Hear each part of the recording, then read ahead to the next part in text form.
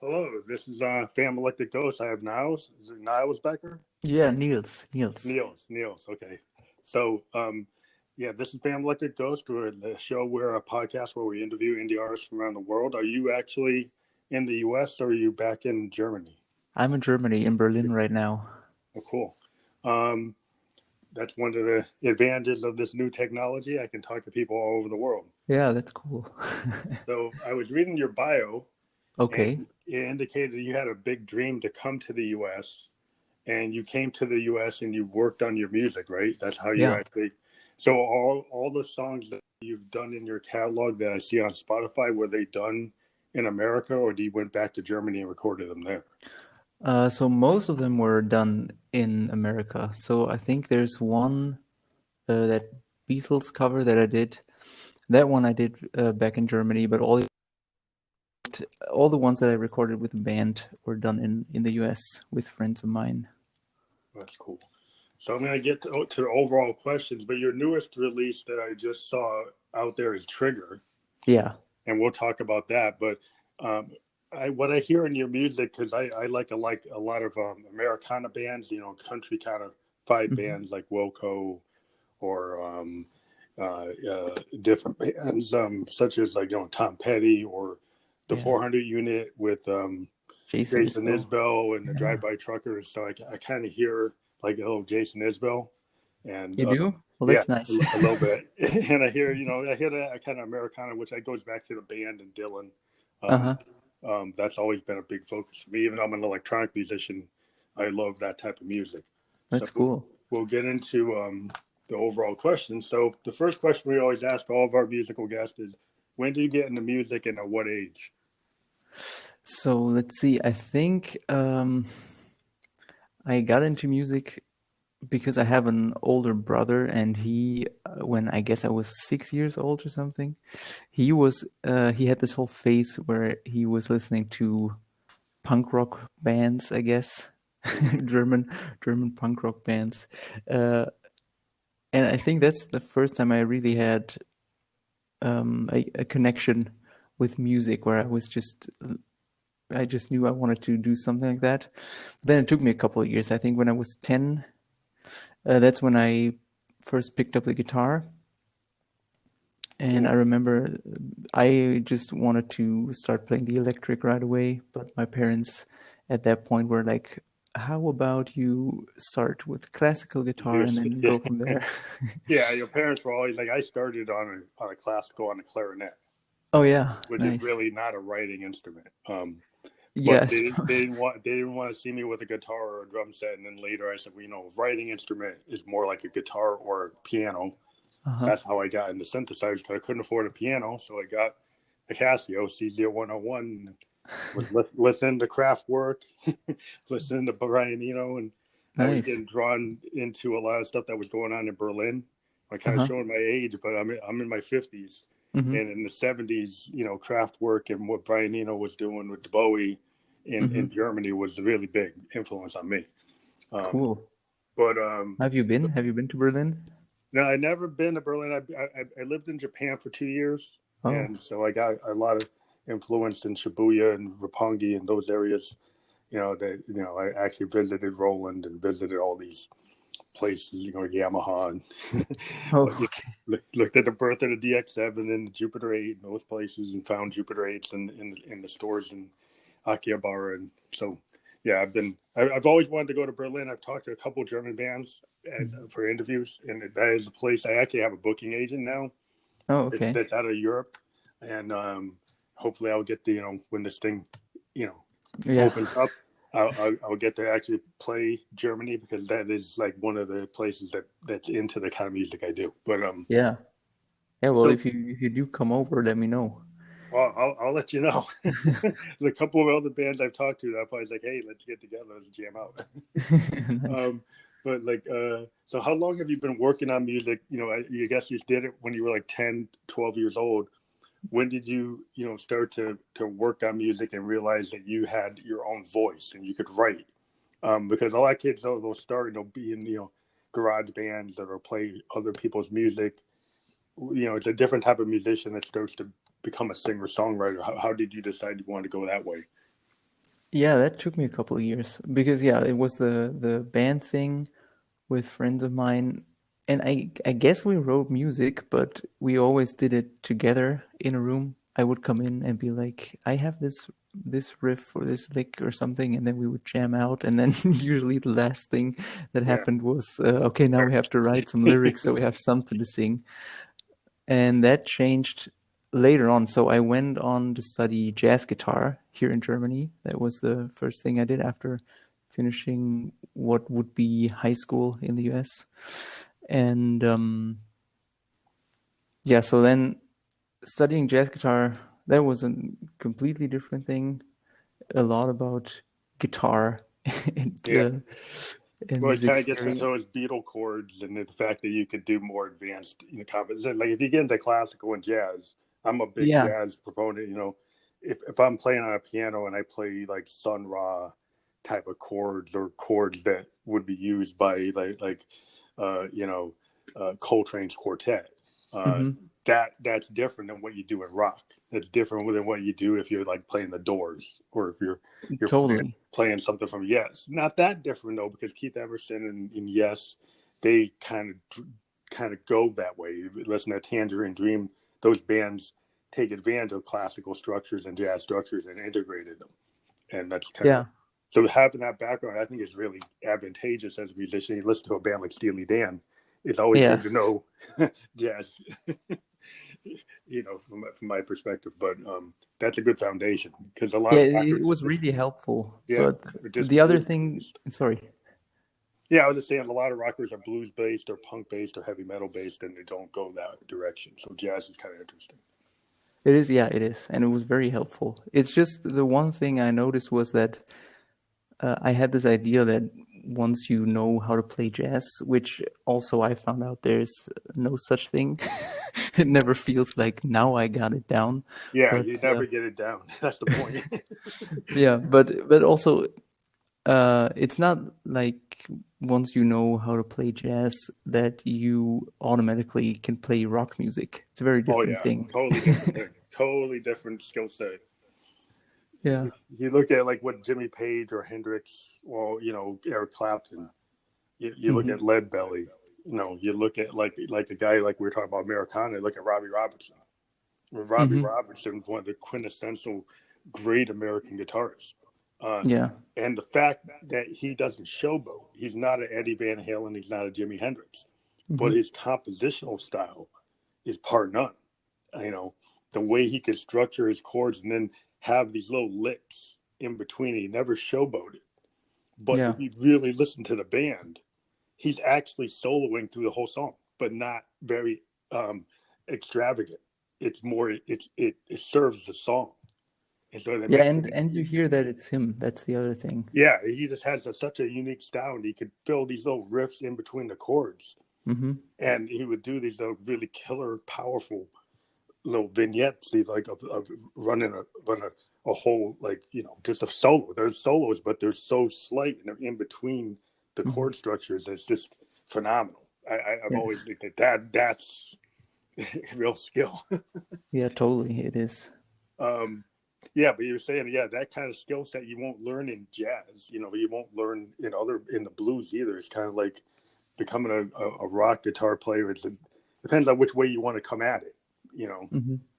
So you're like, if we're going to get to the next question, what gets into who are your influences and your reference points in your music? I heard some that I interpreted, but if you're going to say for yourself, who are your primary influences as like guitar players or songwriters or Yeah, musicians? so you were right about the ones that you already pointed out.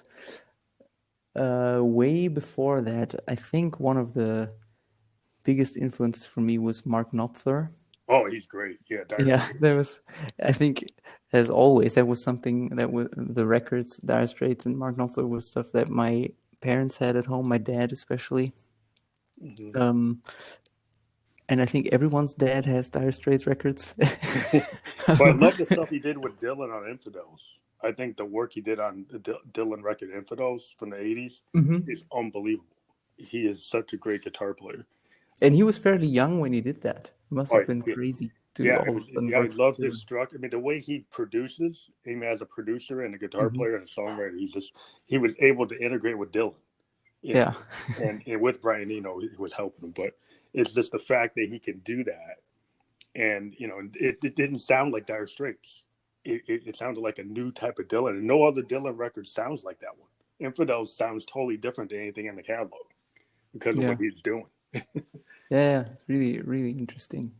Yeah, but the other thing with him too is that he never really showed off that much. I guess a little bit with Dire Straits, but Yeah, he's kind of to, like Robbie Robertson stuff. yeah, and to this day, I think there's no one that sounds like him, and he just needs to play one note basically, and you know it's him. So Yeah, he got kind of like that Dave Gilmore thing. Like he's like you hear Dave Gilmore, you know it's him. hmm You hear Mark Knopfler, you know it's him. There's some guitar players that's iconic. You yes, hear one note and you're like, oh, I know who that is. yeah, yeah. So he was one of my influences. I guess Dylan too, because my mom had Dylan records, and I used to listen to them. I didn't understand the word back then. I just I was just drawn to it in some way. I don't know. Dylan is such a thing because there's so like there's such a like either you love him or you worship him, or people are like turned off. But at the end of the day, everybody recognizes he's a poet. Yeah. In his songs. I mean, if you're going to write a song and you're going to try to tell a story, starting with Dylan or Robbie is a good way to start because they paint like short stories or little novelettes. Yeah, or even not so short stories. Yeah, well, some of them are pretty long. I mean, Yeah. Blonde on Blonde. You listen to some of the stuff. Idiot Wind is a very long song, Yeah. uh, but it's just that's always killer for me. Now, anybody that like guy like Connor Oberst tried to continue that with the Bright Eyes, and Neil Young, Hmm. Bruce Springsteen. They're all like Dylan-esque. I've Yeah. always been into anybody that's Dylan-esque. I'm going to listen to that. But Hmm. Yeah. So yeah, and for me, I think the thing was that I needed the time to gather a certain confidence that I could have. Yeah, I guess my own voice. So that was at the end of me studying jazz guitar, and so it was a couple of years where I mostly played jazz music, and then kind of got back to just where I came from originally, mm, and that's when I started trying out stuff. Then the first songs I wrote were actually in German, just because it felt more natural for me yeah, to sing German, but then it didn't feel natural in terms of it didn't sound like the music that I wanted to hear. because you're a big fan of American music, and Yeah, I was and I was German listening voice is mostly to not going to work with Americana yeah, or rock and roll in itself because that's an American form, and totally. like almost every band in the world that I've talked to bands in the Netherlands and in Finland and Russia, and they all get drawn into English just because of the rock. Hmm. Whether it's indie rock or alternative rock or blues rock, any kind of rock, you kind of have to do it in English just because. Not that I don't listen to other languages in rock. I love listening to Japanese rock bands because they kind of they intrigue me. But Yeah, I'm sure there's so much that I have no idea about. So much stuff going on. Um, that's interesting that you get drawn into the American art form. yeah, I mean, in Europe, American music just has a very big influence on music here. Mm-hmm. That's And then cool. when it We comes, still do. yeah, And we might have our other influences might be waning in this age, but that music is still there. yeah, yeah. And the other thing is also songwriting. I think is just there's a very unique form of songwriting in the United States that you don't have anywhere else. At Yeah, I've least, always I been don't know. drawn to that myself. Is I think the American format, which I think has gotten a big hit in the last 10, 15 years because of other forms. I would say like the rock format has kind of fallen out of favor Mm-hmm. with more of the hip hop and the rap Mm-hmm. kind of taking the top of the charts. where, Hmm. the rock bands, I'm in my 50s, and we, look at their top 10 back in 1980 or 1990 or 1974, Yeah, you would see different than what you see today. And some of totally. that, the singer-songwriter has kind of fallen out of favor for more of the hip hop Hmm. provocateur. Or, say we get these like hip hop groups. Not that I'm not into it, because rap is a cool American art form, and I'm an African American myself. But Hmm. I'm kind of more drawn into more progressive art styles, Hendrix, Stevie Wonder, Sun Ra. And I've always been driven into things a little bit more different style.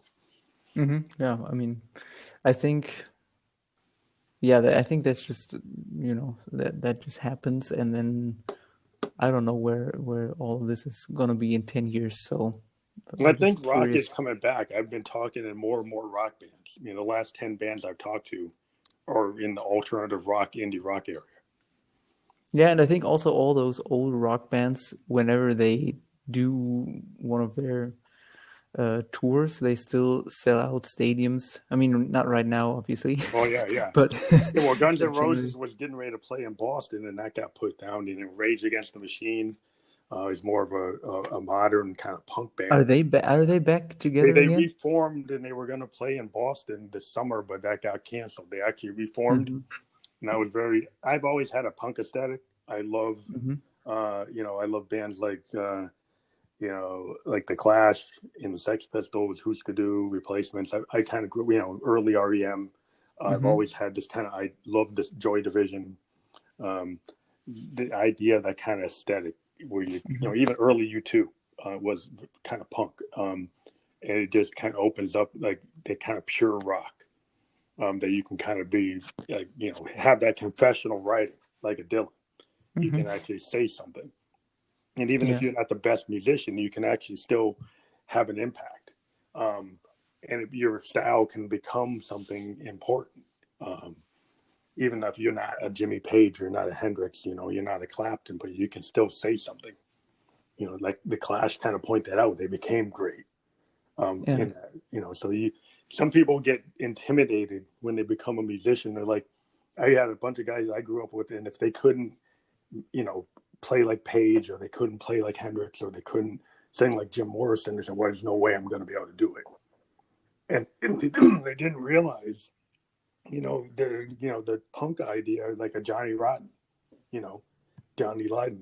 You don't necessarily have to have the best voice. But Yeah. Dylan No. shows that if you have the passion for your ideas, you can still get it across if you got the confidence to get your message across. Hmm. So did you feel like intimidated when you first started, that you wanted to match like the American music that you were impressed with, but were you kind of intimidated by, like, well, how am I going to fit in this format? What am I going to do to kind of show a light on me?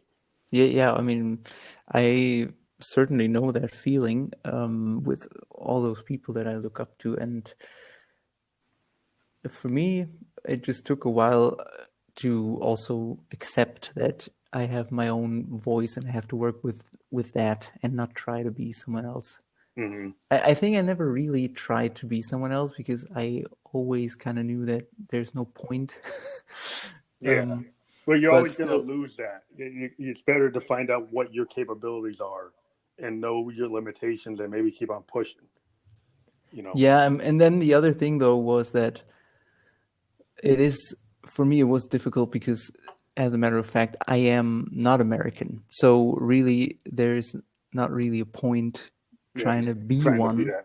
that. So, and that was part of the reason I eventually also moved to the US, because I felt like there was no other way to To get it. be, yeah, Yeah. to It's be kind of like, credible in any yeah. way. I just, in Yeah. in order to be credible playing music and singing in English, I felt like, okay, I have to live there at least for a while. So We see yeah, that I with the don't. Stones. The Stones went to Muscle Shoals. Hmm. They came in. They went to all these. They went to the same studios that all these soul singers were in. That Aretha Franklin went to. They went to all these Hmm. places in, like, Muscle Shoals area, and even the Drive-By Truckers. I guess their father was like a recording engineer in a place where Aretha was and where Sam Cooke was, and the Stones felt in order to get that American feel that you get on, Sticky Fingers that you get on XL on Main Street, they had to be in the South to do Mm-hmm. it, and they did. I Well, think with you kind of Exile on have to Main pick it Street, up. they were Yeah, in you kind of France, got to right? pick it up because you actually got to go there. Yeah. And No, working with yeah. Graham Parsons, they picked it up too because he was this big, aficionado of mixing rock, psychedelic rock with country, Mm-hmm. which kind of created this kind of alternative kind of country rock. It comes from like Graham Parsons, what Keith Richards and those guys did on Mm-hmm. Exile, Yeah. which is cool. But where did you go in the U.S.? Did you go to New York or did you go Yeah. down south? You went to New York? I went to New York. I went to school there, which was a way to get into the country. Yeah. That's a way. and and then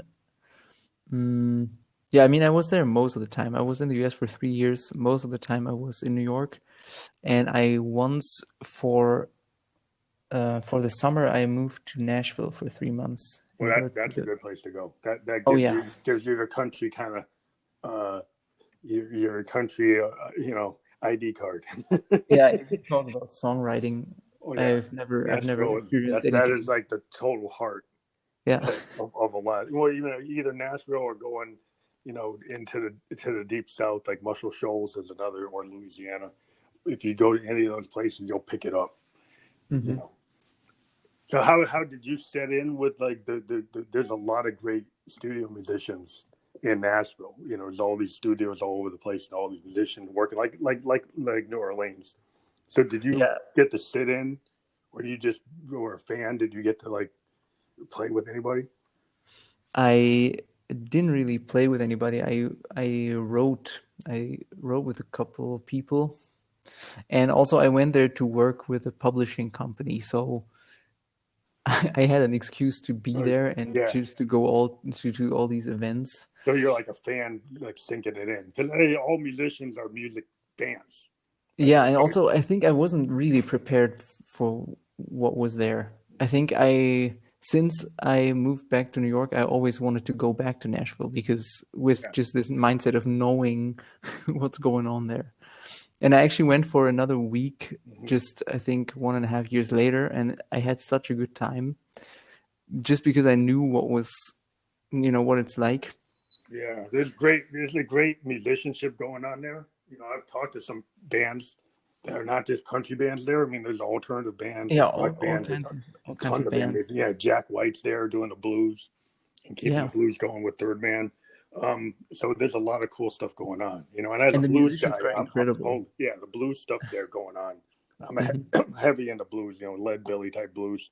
Hmm. Um, and that's just like phenomenal. If you get there, you can just get a total education. Um, so that's cool. We got into your reference point. So your writing style, would you say you're totally influenced by Americana, or more like what type of American rock forms are you more influenced by? What would you say Yeah, your style is? pretty much Americana. I think Mm-hmm. I was always impressed by also with what Mark Knopfler did, and then what we talked about the whole thing of telling a story Yeah, within the song. Yeah, within just yeah. I mean, you have to be very economic to tell a story. yeah. You Johnny don't have Cash was that like that many. too. Yeah, yeah, that's Yeah, true. Johnny Cash was like, to me, country music really is like Waylon Jennings, Johnny Cash, Hmm. guys like that, Willie Nelson.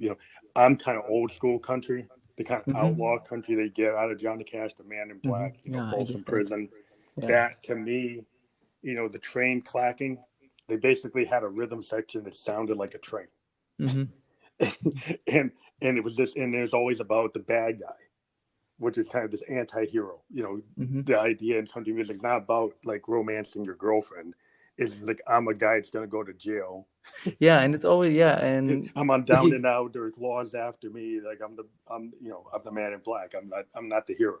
and I think even if it's not a bad guy, it's about real people, and not everything is great. Yeah, it's not the perfect And story.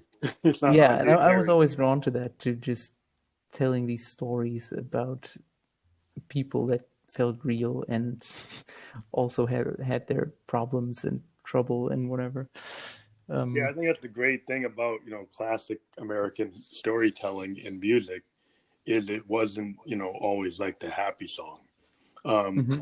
and not that, you get into Motown and it's still a lot of like pain. People are talking about the pain in a relationship and how they can actually um, make it so it's, becomes celebratory, which is like an African American technique, is the fact that you can take pain and turn it into something pretty or beautiful, but it Hmm. maybe comes from that pain and then it gives you like legitimacy in what you're doing. And I think that's part of like the tradition of American music is, African Americans have been involved in it from the beginning, multiple genres, and it was kind Yeah, of like the yeah, yeah. idea of being able to pull that pain and put it into art, which I think every singer songwriter does that. You know, Yeah. is able to do that, and it's the level of the degree of honesty that you can get closer to the core is where people really kind of connect with singer Hmm. songwriters. Yeah, yeah, exactly. And so, yeah, I mean, it also, I think for me, it feels like it takes courage to go to these places within yourself, because even if you're not telling your own story, you have to put something Yeah, you of got that yourself. empathy, even if you don't have that, even if you don't have that kind of tangled up in blue Hmm. story that Dylan kind of talked about his own personal relationship, but he still kind of layered it because Hmm. it's about the whole album is about him breaking up with his wife, but you can't really pin down. Allegedly. Yeah, allegedly, but according to Rolling Stone and Spin, but Uh-huh. you can't pin it down, but you can Yeah. feel the pain because he creates all these like characters. There are versions of himself or maybe other people they saw things in, but it all comes down to it's still that kind of pain of loss of losing somebody, losing your wife, losing your partner, and kind of Hmm. trying to move on, and sometimes being very kind of vengeful. Idiot Wind is a very vengeful song. Hmm. Entangled Yeah. Up in Blue is a more remorseful song, but Idiot Wind is more, this person really messed up my life, Yeah. and I'm gonna kind of like really say something that's not so nice about them, but it's all allegory, and so I think that's the brilliance in that type of songwriting is how close can you get to the truth? Can you create that vision? Springsteen's famous for creating these characters as well, and I think that's the goal of the songwriter is to kind of make that connection with your audience that they can understand the story you're saying. Hmm. And Yeah, for me that's always been the goal. I was just trying to get to that point where I can create characters and hopefully have them be believable in Mhm. some way. Oh yeah, So I mean, yeah. I think the song "Trigger." I was just listening to "Trigger" before the beginning. Uh-huh. So maybe you can talk about what "Trigger" is about. I can kind of I feel what I interpreted it to be about, but I always want to hear what the songwriter intended. Yeah, so yeah, I kind of like to leave it open a little bit, so it can be Well, maybe for. talk about what how you came to come up with the idea of it. Hmm. Yeah, Maybe not so the how thing with that yeah. song is that it actually is one of my attempts to creating a character. So that person in the song is not me really, Hmm. and it started out when I first started writing it. It started out to be, I think the character in the song started out much worse than than probably he is. And I remember I showed that to one of my mentors, and he was reading the first draft of the lyric, and he was like, well, the thing with this is if you were Springsteen, then you could sing this, but if you put it out as just you, people might just think that's you, Yeah. so I would I wouldn't do it. Do it that way. Yeah. So that was good advice, and I You kind just of backed off worked a on little it. bit. Yeah, and also I think now this person is probably angry. So, there's kind of this yeah, almost aggressive vibe to it a little bit, but Yeah. it's not too explicit, and I don't want to, Yeah, yeah. What kind of the idea trigger? People will have these kind of hair triggers, especially in America. You don't know what's going to trigger somebody. It's Mhm. because they have a bad memory or it's like post traumatic stress, and they get a flashback, and you kind of push their buttons. and then you got to get into the consequences of that trigger. Yeah. And so you can interpret it multiple ways, how you see what triggers are, how you interpret that. But that's cool that you took that as a topic, Mm-hmm. which is in America, we've got a lot of social triggers. Yeah, I know. You can see some of them going on right now, but yeah, there's always been like all kinds of dichotomy in the American story. Which Yeah. is, we have all these high ideals, like city on the hill, but then we've got these kind of open wounds. And then we got all kinds of social issues because of our gun violence and, other things going on. That, as a songwriter, there's a lot of material. There's a lot of stuff you can dive into. Yeah, that's true. There's a lot of stuff that you have and then you have so many different art forms, to pull from. So that's really cool to get into that. So that's your first 2020 release. Yeah, it is. Yep. And I've seen that you've got your other releases up here that I've been looking at. That you had like "Walk This Road Alone." Mm-hmm. You got "Please Please Me," which was your Beatle cover, Mm-hmm. and your masterpiece, "When You Wish You Couldn't Love Making in the Making." So out of those songs, which song would you like?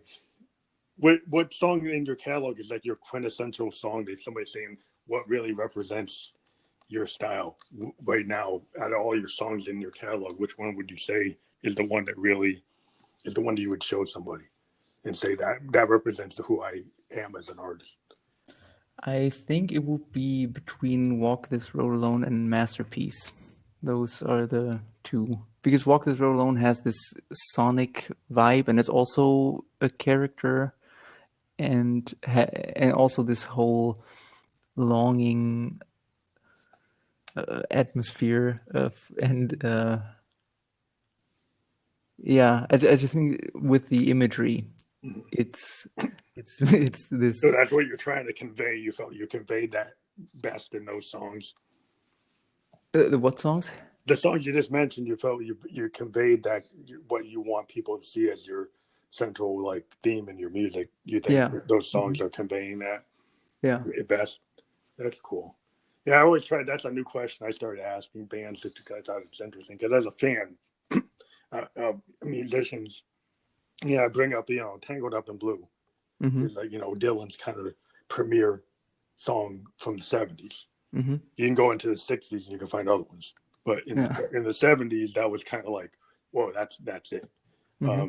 You go back, "Hey Tambourine Man" or something like that, more, or times are changing. You go back to early Dylan, but like different periods of artists, they have, it's weird. Some artists, they go through phases. Yeah. And so in certain phases, like one song is that's your premier song in that phase that you're in. Right. So do you feel as like an artist, you probably don't know what phases you're going to go through, but do you have like any anticipation that you would ever go from being Americana to like prog rock to heavy metal to punk? Would you go into a Berlin mode where you're going to do like Brian Eno, like industrial synthetic synth wave that you would want to, because a lot of times rockers will suddenly go and do a synth record. Yeah, I Have you wouldn't be thought that you opposed would to ever that. do that, where you're going to more stay in the Americana phase? I think I would probably try to find some way to combine it, but I'm definitely experimenting with. With I think the songs are always going to be very important for this solo project of mine, and so I think I'm just going to try not to be in any way limited and be like, but I need a fiddle here because I want to call it Americana or something. I think I'm You're just just a gonna try to go with songwriter. the songs. You go where you're going to go. Mm-hmm. Yeah, because you see that with Dylan. He started as trying to be like a Woody Guthrie. Mm-hmm. He was going to be like the new folk hero, and then he met the band and suddenly went electric. On Blonde and Blonde, and people are like, "What's that?" Yeah, I know. and then they really didn't like it. They booed him out. They say he was. Yeah, I know. But the whole thing is like you kind of go where the song takes you. Yes. And so you see like a Neil Young, he has like Harvest, which is very Nashville sound, right? Yeah. Then he does something like Tonight's the Night with Crazy Horse, and that's kind of punk and that's kind of Mhm. off key, and it's all really leaving your soul bare. I mean, if you talk about leaving your soul bare, I mean, Neil Young is famous for his like Tonight's the Night, Rust Never Sleeps. These really aggressive, powerful rock punkish pieces, but then he can do these beautiful kind of countrified Nashville pieces, like so he could go both ways. Yeah, And totally. he had two bands. He'd have his kind of Nashville studio musician level band. Everything's got to be perfect, and then he has his like the whole I think Crazy Horses. It's a rock and roll punk band, Hmm. and so I've always been kind of drawn to the fact that he would kind of even on the same album you have like the acoustic version and then Hmm. the rock version. Hmm. So Yeah, and he I think it doesn't contradict itself really. no, it kind of To fits me, it his totally makes personality. sense to have both. Yeah, it's cool to kind of be able to do that. And in the same album, he would do both styles, and I was like, well, Uh-huh. that's pretty cool. Uh-huh. Um, so it's cool to see that kind of movement. Because I'm an electronic musician, I'm deep into like synthesis. Hmm. Yeah, I'm deep into like analog synths specifically, Nice. because I like the fact that analog synths give you like what acoustic instruments do. Hmm. They give you like authentic feeling. Excuse me. But I think like a lot of times in the modern world, people use so many plugins, they use so many soft synths, they kind of forgot that when the synthesizer was created by R.A. Moog and like Hmm. EMS in London, they were about experimental musicians. They were trying to push the envelope, Hmm. and they weren't just ways to easily make your song. They were trying to really push things as far as possible. Uh-huh. And so I kind of get disappointed when I see people reusing beats and samples and not trying to actually push things like the way Brian Eno would push something, or the way Sun Ra would push something, or the Miles Davis. So you like even look at, um, like any of the great experimental musicians, Herbie Hancock. Hmm. So I think some of that has gotten lost in some of the musical stuff going on today. But I know in Germany there's all this modular stuff going on. There's Well, always there's a lot of cool stuff been going on, but and I know hip hop's been kind of changing, and DJing has been changing things. So, what are your kind of ideas, like in terms of being a rock oriented musician in a world where everybody's using a DAW, people are using CDJs, people are using plugins and not using real instruments. Um, what are your thoughts about that in terms of like what the kind of form that you're in? I'm trying to be positive about it. And for example, because in New York I was living in Brooklyn, and there's a very vital scene of indie rock bands that I think are trying to push things. Also, a lot of them are going back to analog recording and having tape Yeah, yeah, and stuff. So yeah, yeah, I mean, yeah, but that's almost too yeah. normal right now. I don't know, but yeah. Yeah, I Um, think everybody wants to go that way because they want to go find all the old gear. mhm. They want to find an old Mini Moog or a Prophet 5 or find like an old EMS VS3 that Pink Floyd used on the wall, or Mhm. Wish You Were Here. People are they're very nostalgic for those times when Yeah. you actually went in the studio and you cut up the tape and you splice the tape and you're on a full analog board. You're using like a Neve audio capabilities, and I think that it's just if you're an artist, it's like a painter. You want to have all the tools, you want to have all the colors and all the different aspects that you can take to your advantage. So that doesn't mean I wouldn't use a DAW, Mhm. but if I couldn't use an analog mixer and an analog recorder and I'm recording an analog instrument, I kind of want to do it that way if I can. Yeah, well, I mean, the thing is, I talked to people who still worked with tape and had to edit everything, Yeah, and yeah, I'm glad I don't have to go back to that, if I'm honest, because I mean, the good thing is they always try to combine the two worlds, and I yeah. think there's a lot of cool stuff happening there. And Yeah, I in think it's terms of good to combine both. There's something to people being purists, but taking things forward is always good. Yeah, I mean, I think it's always smart to know a little bit about the tradition that you put yourself in. To me, that's always been important to not just take Hmm. stuff. without any consciousness about what just the through line is from where it originally came from. I don't know. So this kind of goes into the workflow process question. So when you do your recording, do you go into a full studio and work with producers and recording engineers, or do you do like a bedroom operation where you use a DAW, or is it a combination of like using your DAW and then going in the studio and bringing that result to the recording engineer and producer?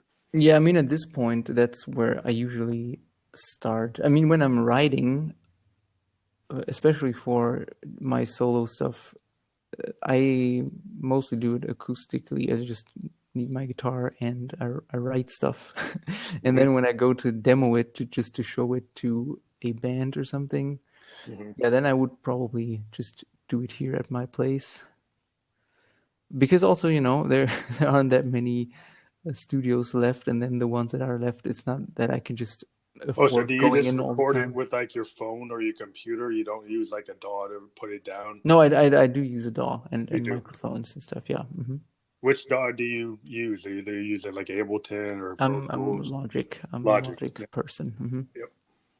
And so, yeah, I mean that is the new equalizer in terms of the industry. Almost every band I've interviewed since 2018, they use one of the DAWs to initially put stuff down, and then they bring it into recording studios and have the engineers and producers like work it out.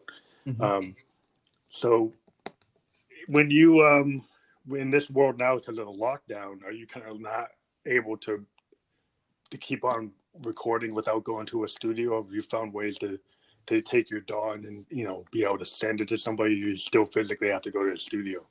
No, I found ways. I mean, with this, for example, Trigger that I just released, luckily I had those recordings done before all this happened.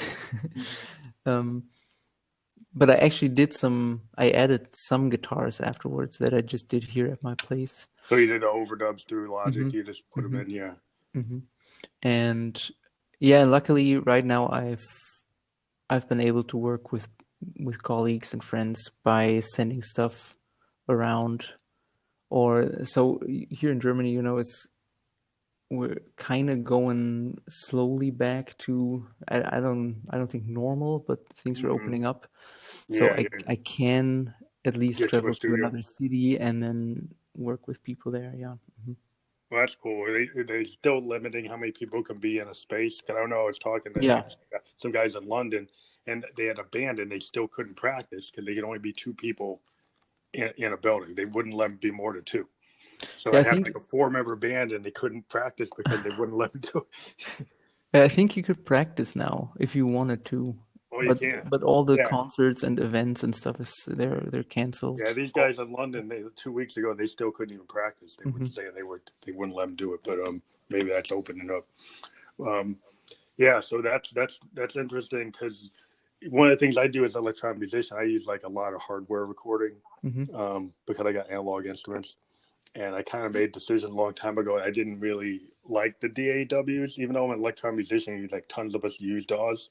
I've been kind of into this old school. Not exactly old school, but I use a lot of hardware recording tools rather than DAWs that kind of forced me to kind of do it the old school way. It creates a different type of electronic music when you do that. It's more jazz, more I open. bet. Yeah. But yeah, I mean, I'm looking into getting some DAW type equipment just to integrate with other artists. When I work with other artists, so many of them are using DAWs that I've got to be able to send them the MIDI information, and they're looking for it that way, and I send them the stems and stuff, so I can do that. But it would be easier if I had a grid to look at, and typically I don't have the grid. I have all the stems, but I don't have a physical grid to look at. So because I'm doing it kind of old school on machines that don't have that wide open grid, but I can still punch in and punch out in at certain areas of the song. But in order to work with other people, I got to compromise. Yeah, but I mean, but what's interesting is how are you playing? Or are you doing like online like concerts or things on Instagram to push your music, or are you waiting for the venues to open up? I did one thing, which was I was part of a day-long, festival Cool. in kind of festival at one of those streaming festivals. You did like an acoustic, like unplugged. Yeah, just an acoustic set in just at my place. And then with a friend of mine, I played guitar for her project, and she did the same thing. I don't know. It's not really the same. Yeah, I it's don't. hard I because you don't I get that can't feedback. say. Yeah, but the thing as a Yeah, musician, I think a lot of musicians that you want that feedback from the crowd. yeah. If you play live, you kind of, especially if you're a musician that likes to improvise or something, like if you're like into a jam band type of band, right? If you're like the Allman Brothers, you can't really do that from home. No, You yeah, know what I mean? absolutely can't. 'Cause they kind of feed off the crowd, and Yeah. how they're going to do that solo, or they're going to go off and do it different. Like the Grateful Dead, you wouldn't expect the Dead to do something, No, like yeah. that. I mean, if you're a band like that, you're like a jazz outfit like a Herbie Hancock, you kind of live off the vibes. You go to New Orleans, you see all the blues guys, they feed off the crowd. And you're in Tennessee, I mean, it's like that. Mhm. That's the tradition in America. You kind of feed off the crowd, and you go off, and you come back, and you. That's the whole point of music. So that kind of gets to me, like with a lot of bands, they're so locked in sometimes into their logic or their main stage, right? And they've got so many backing tracks. They're live. They're Mhm. kind of locked into their song as they recorded it. If they want Mhm. to replicate it exactly, and then they can solo, but they're kind of constrained. They're not like what a band used to be able to do and just go out. They practice it, and they don't have the computers running. They don't have the sequencers running. So when you play live, do you use a lot of backing tracks, or do you kind of just play it the way No, you want to play it? no backing tracks at all. That like a choice So, you did that? You don't, or do you ever see yourself doing that? um, yeah, I mean, it's not that I'm just generally opposed to it. It just never really made sense for Yeah, us. And we do have those sections with my band where you can open it up, and play another, I don't yeah, know, play something different. another turnaround and stuff. So yeah, So you rather actually just and have a full band and play it and rehearse it, and then maybe kind of go off if you get the vibes from the crowd. yeah, yeah. If I can do that, that's my favorite situation for playing What live. I've seen is some bands I've talked to is like as you get bigger and you get into the kind of machine, like Uh-huh. if you're with these big labels, you're bigger acts, they kind of get forced into having to do that, to be able to replicate their single. Um, and Mhm. the management and the record companies and the promoters kind of make them, you know, become like a Las Vegas act again. They end up doing it like the same like every night, um, which is kind of mind. Well, I yeah, think and I that's guess you kind have of to mind. sync lights and Yeah, I think everything. it's kind of well. You're stuck with the light show. You're stuck with so you're stuck on kind of a. You kind of got to do it, but you can, you still if you've got lights and pyrotechnics going on, and you're a bigger band. I mean, you look at the Guns N' Roses; they didn't exactly have to stay on it. You know, you Def Hmm. Leppard, they don't have to stay on it. You can deviate a little bit. You can kind of go off. You got guys running it, and they can change it. But sometimes smaller bands get I've been getting into. I've interviewed a bunch of bands that kind of feel like they've gotten locked into like their song. Yeah, I mean, but I think there's ways you can work around that. I think, I mean, I think there's cool opportunities Yeah, with yeah. You kind of got to make sure working you with don't that. get like to be a slave to your own song. you know. Yeah. Well, the good thing is, that, yeah, I think the way just where I come from musically, well, I mean, I hope I will, but I think I will always make that the priority to really play with the Hmm. people because that's just the fun part of it. Oh yeah, If I just want to play to a track because then that's I can just play it through my phone. I don't yeah, know. yeah. That's the problem I have sometimes with being an electronic musician. Sometimes I go to a club and you have all these DJs and electronic musicians that are just running, CDJs or running Akai, MPCs, and they kind of get stuck in the crowd. It's especially with the dance crowds, that aren't into like advanced electronic music. They don't want to hear something like experimental. They don't want to hear Hmm. like a guy with a modular synth that's going crazy, right? Which, if they're going there Yeah, to that's dance, what I they guess want. it makes Or sense. you know, so but then sometimes what happens is the promoters in some of these clubs, they kind of expect everybody to be like the DJs. And, Yeah. and then Uh-huh. it's like, well, if you got a real band, they're not going to play like a guy on a CDJ. You know, Hmm. so that's kind of like what's been going on in some places. We've been getting kind of this kind of thing where promoters want to run 15 bands in one night, and Hmm. then they're all kind of locked into doing very short sets, and then people can't Hmm. elaborate. You know, they're like, you're 20 minutes, you're done, you're out, and you've got to be concise. And so that kind of takes the fun out of it if you're in that kind Hmm. of thing, compared to, like, you know, even if you do a festival show, you're kind of locked into a schedule, but you got, at least you're more wide open at a festival. Hmm. um it's just like, to me, it's like, I just hope that after this whole thing with Corona, people are able to come out and play their heart, you know, play what they feel, and like say things, you know, that they want to say, and not kind of be stuck into this kind of corporate attitude sometimes on music, which I think kind of kills it. Is why. Yeah, I mean, I think it always has existed and always has, yeah, has done that. I don't know. Yeah. So one of the things I was always asked about is like collaboration. You mentioned briefly that you were working with somebody. So have you collaborated with people within your genre or other genres, working on other projects, like to do features Hmm. with other musicians, or have them feature with you? Have you thought about doing stuff like that? Yeah, I mean, I'm open to all kinds of collaboration because I'm also working as a writer for all kinds of projects. Uh, really, all kinds of Hmm. projects. So I get to write with So different your people. main gig, you, as a writer, you do a lot of work where you cross collaborate. Yeah, yeah, that's one of the things. And then I have my stuff, and I'm also some of the songs I co-wrote with people. In the US, that was another thing that was helpful to me to You know, just get you write with other to people.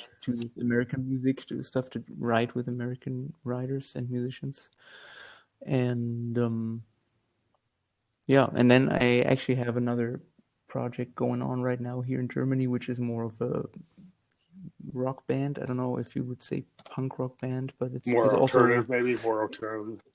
alternative and also humorous, I guess. So more like, well, is it going toward like a grunge kind of Nirvana, Pearl Jam, or pure like punk, like a Clash or Sex Eh, Pistols, No, I think it's a little more or more modern than modern? that. It's Oh, so more like mhm. industrial metal. Well, not that Not that heavy. heavy. Yeah, it's I think it's just Somewhere in somewhere between, in the but, yeah, it's just like rock but music. more rock. But also it's also part of it is that we're creating content that's just I hope it's funny to us. It's a lot Oh, of so more fun to humor based create. kind of punk. Yeah. Hmm. Kind of maybe like a Green Day when they used to do more humor, like Dookie. They would. Maybe, yeah, maybe Yeah. some of that. And it's just been a lot of fun. It's with two very good friends of mine, and we actually had this band when we were, I guess, 16 years old, Oh, and okay. So then it's one of your kind we of stopped doing garage it. band kind of coming of Yeah, age, yeah, and and we you do some kind of happy, fun, short, punky songs. yeah. That's Hmm. cool. That's always been the cool thing about that kind of punk aesthetic. It kind of opens up to you to like Ramones. You know, they're kind of famous for doing all these Hmm. kind of silly songs. You know, the short Yeah. little 2 minute song, 1 minute song. You know, Yeah. but that's always cool because you can just have fun with your bandmates. You're doing something that's like, not, you're not trying to make a big statement like in a pop, you know, singer songwriter. You're not doing a Dylan S Hmm. statement. You're trying to do it like, well, I just want to No, jam no, out. this You is know. very different. Um, yeah, so that's interesting. So as a musician, I always ask this question: what are your opinions of the streaming services versus being like on labels? Like back in the day when I was first starting out, like, you know, unless you could get on a small label, you couldn't even get your stuff out at all. You know, you had to get on Right. like SST, or you got to get on IRS. You had to get on the small American indie radio and get on college radio and get played that way in order to get out there. And now the new college radio is, you know, Spotify, Tidal, you know, SoundCloud, YouTube. Hmm. So as a musician, the one drag on that is like on old days you could get A&R support, you get record label pick you up, they pay for your tour, they give you an advance, you'd have some money to get out there. Now a lot of stuff is like self-funded and don't make a lot of money from your streaming. So what do you think are like the pros and cons of that, of the way things are now for musicians? Yeah, well, I think you said the basic points. I think on one hand, a lot of people are able to put out their music that wouldn't have been able to otherwise. But then, unfortunately, I do see a lot of musicians that don't make money anymore, and they used to make Oh money. yeah, even the big ones don't make the money So, they used but to. then, yeah, I mean, the thing is though, because everybody's always talking bad about Spotify and streaming services in general. And so I can see that if you just look at the money you get for streaming, I can see that you're angry.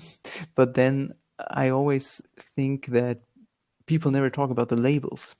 And I'm kind of angry at the labels because I feel like somehow all these streaming services, they got those deals Yeah, putting the that label. they can get away Yeah. with. Well, the labels Yeah, I make mean, they sure put out that the the music. Taylor Swift gets the lion's share of the money coming out of Spotify. Not to put her down, but she's the mega artists get the lion's share of the streaming income, and they work.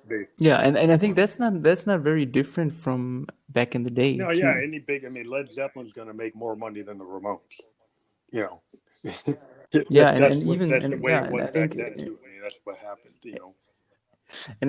what the thing is, mainstream artists always made the lion's share, but then other artists on the labels, I guess, made enough to not Well, I think really what happened is like, ask yeah, what I think questions. what happens is like, if you were a small band, right, you got a minute, they gave you a van, right, and they gave you a recording engineer Yeah, and they gave you some roadies, and you all had to get in the van, and maybe they gave you a budget for the gas or whatever, and to go right. So you had enough to to just get out be there. Yeah, yeah, content and don't yeah. ask You had enough questions. to But get then I out, but think you didn't make a they lot. always screwed people over. Yeah. But I think they probably never paid them fairly, the smaller bands. So now you have just so many smaller bands that are somewhere on the spectrum through streaming services. So, they're not able to pay all of them enough. So now it comes to light that I think those deals probably were always Yeah, as long as a unless little you can flawed. blow up on YouTube or SoundCloud or TikTok, then suddenly your Hmm. label will get you the tour bus and Yeah, that's the get thing. you You have to put in all the budget to work. get overseas and play the shows. I mean, it's kind of like today, an artist like myself, it's like I found a way to get into Spotify and do this podcast, right? So Hmm. this is another source of income for me. I do like influence marketing.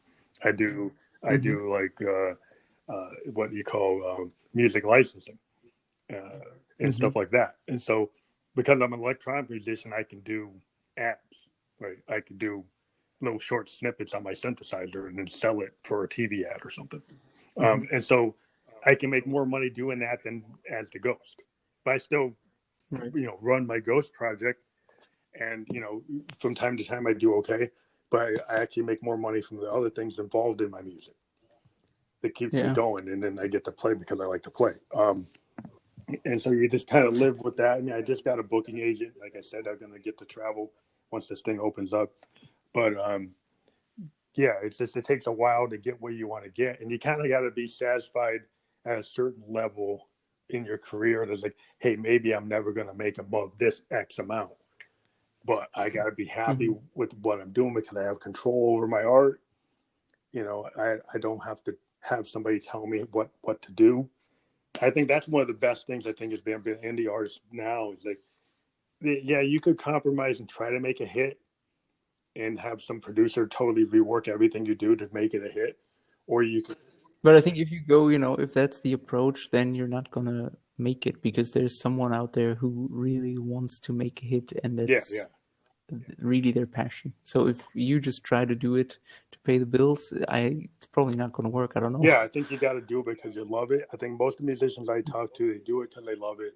they fall into things because they keep on putting the passion into it, and then they get an audience, and they get opportunities, and they do stuff, and they you know, they kind of hang out there until they, you know, because they love what they're doing, and they if it gets traction, it gets traction. If they get a certain level, they get a certain level. They kind of, you know, live with it. Never stop pushing, but you still are out there. You're doing your work, and that's, you know, as an artist, all artists, that kind of starving artist mentality.